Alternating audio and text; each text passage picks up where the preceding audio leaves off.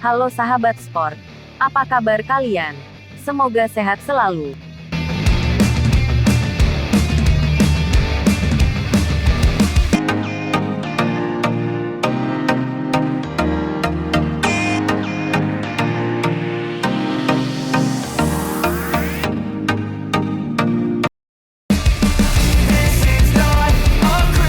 Timnas Indonesia akan mentas di kualifikasi Piala Asia 2023 yang berlangsung pada Juni mendatang.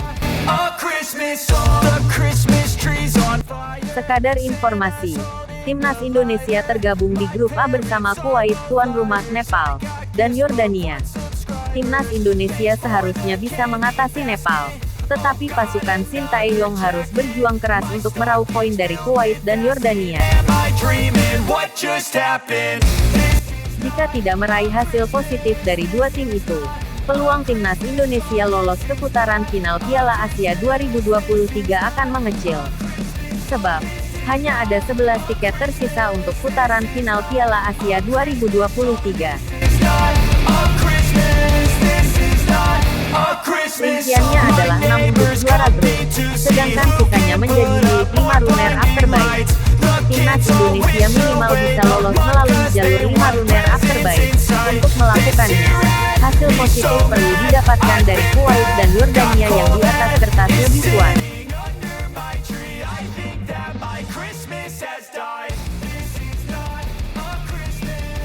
Timnas Indonesia bakal ungguli Yordania dan Kuwait di kualifikasi Piala Asia 2023. Timnas Indonesia sedang dalam tren positif usai menjadi runner-up Piala AFF 2020 dengan skuad mudanya.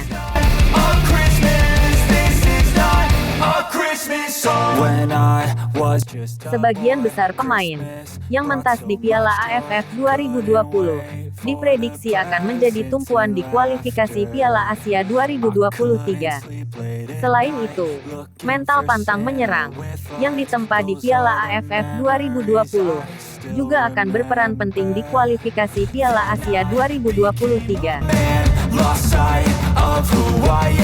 Oleh sebab itu, Timnas Indonesia punya modal untuk menghadapi tim yang lebih kuat, seperti Kuwait dan Yordania.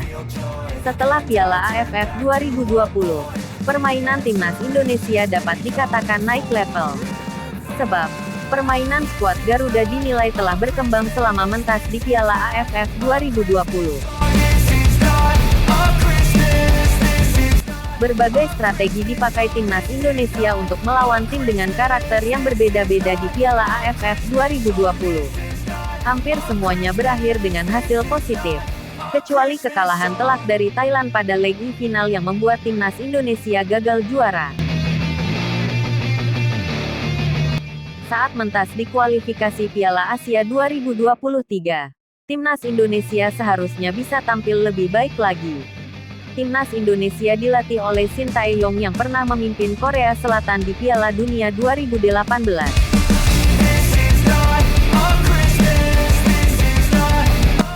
Pengalaman juru taktik dari negeri ginseng itu tentu akan membantu Timnas Indonesia saat mentas di kualifikasi Piala Asia 2023.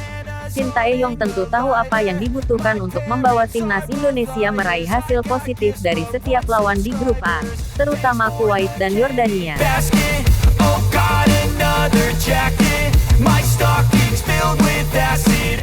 Sintayong dikenal sebagai pelatih yang menyesuaikan diri dengan lawan.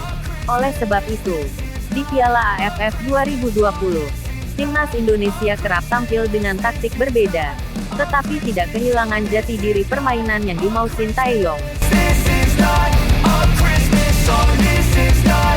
Saat melawan Nepal, Timnas Indonesia mungkin akan bermain terbuka.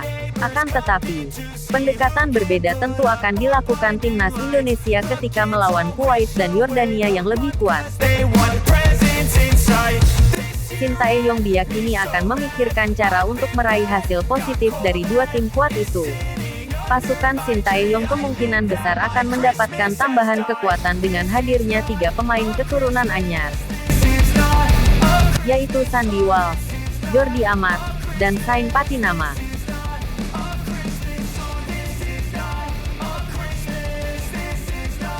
Mereka berposisi sebagai bek. Pemain-pemain itu sedang diproses untuk menjadi warga negara Indonesia (WNI).